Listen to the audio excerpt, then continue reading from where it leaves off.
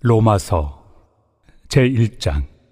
예수 그리스도의 종 바울은 사도로 부르심을 받아 하나님의 복음을 위하여 택정함을 입었으니, 이 복음은 하나님이 선지자들을 통하여 그의 아들에 관하여 성경에 미리 약속하신 것이라.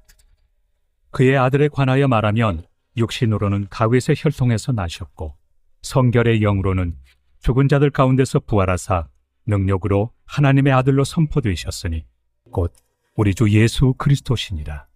그로 말미암아 우리가 은혜와 사도의 직분을 받아 그의 이름을 위하여 모든 이방인 중에서 믿어 순종하게 하나니, 너희도 그들 중에서 예수 그리스도의 것으로 부르심을 받은 자니라.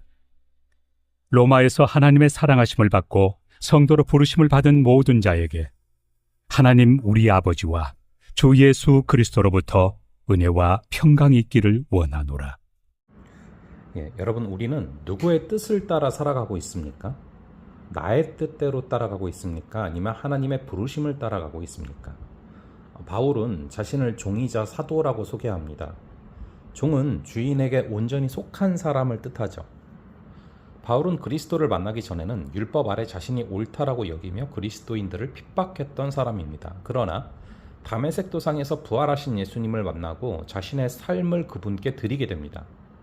그는 더 이상 자신의 길을 따르는 것이 아니라 예수 그리스도의 종으로 살게 되는 것이죠. 또한 바울은 자신을 사도라고 부름받은 자다라고 말합니다. 사도는 보냄을 받은 사람이란 뜻인데요, 하나님께서 바울을 특별히 부르셔서 복음을 전하는 자로 세우셨다라는 것입니다. 2절을 보시면 복음은 하나님이 미리 약속하신 것이다 라고 나옵니다. 하나님은 오래전부터 당신의 아들 예수 그리스도를 통해서 인류를 구원하시겠다라고 약속하셨습니다. 바울은 이 복음을 두 가지 측면에서 설명합니다. 우선 3절에서 예수님은 다윗의 혈통에서 나셨다라는 것이죠. 즉 예수님은 인간의 몸을 입고 오신 메시아이십니다.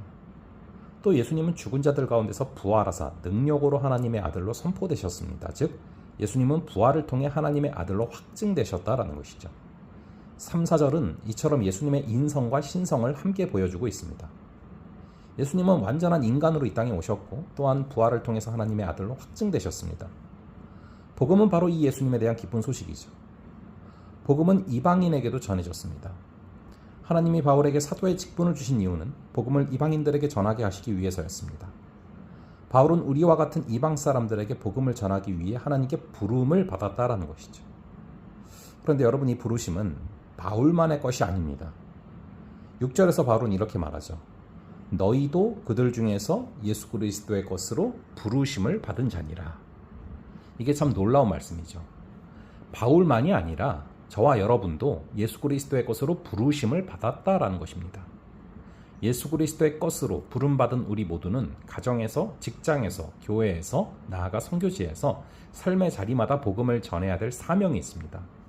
어떻게 복음을 전할 수 있습니까? 가정에서 자녀들에게 믿음의 말을 들려주는 것, 직장에서 동료의 어려움을 듣고 기도해 주겠다고 말하는 것, 친구와 이웃들에게 교회에 한번 가보자고 권하는 것, 이 모든 것이 복음을 전하는 삶입니다. 거창할 필요가 없습니다. 우리가 삶으로 복음을 살아낼 때 그 복음은 자연스럽게 전해지는 것이죠.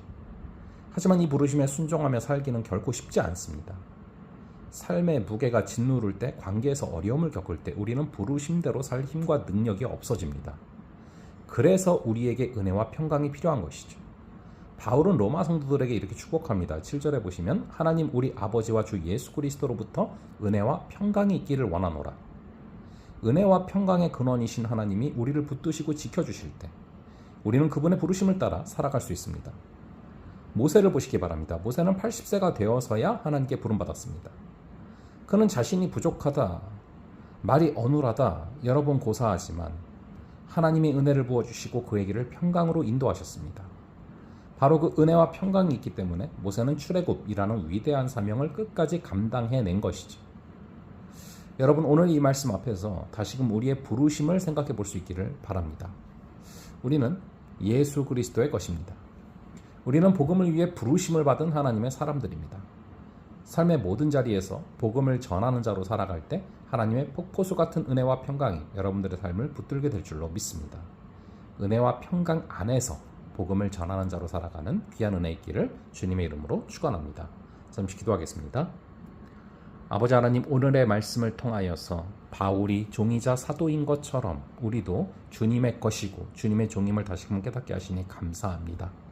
아버지 하나님, 너희도 그들 중에서 예수 그리스도의 것으로 부르심을 받은 자니라. 이것이 우리의 정체성임을 깨닫게 하셨사오니 아버지, 우리가 부르심대로 살아갈 힘과 능력을 공급하여 주시옵소서.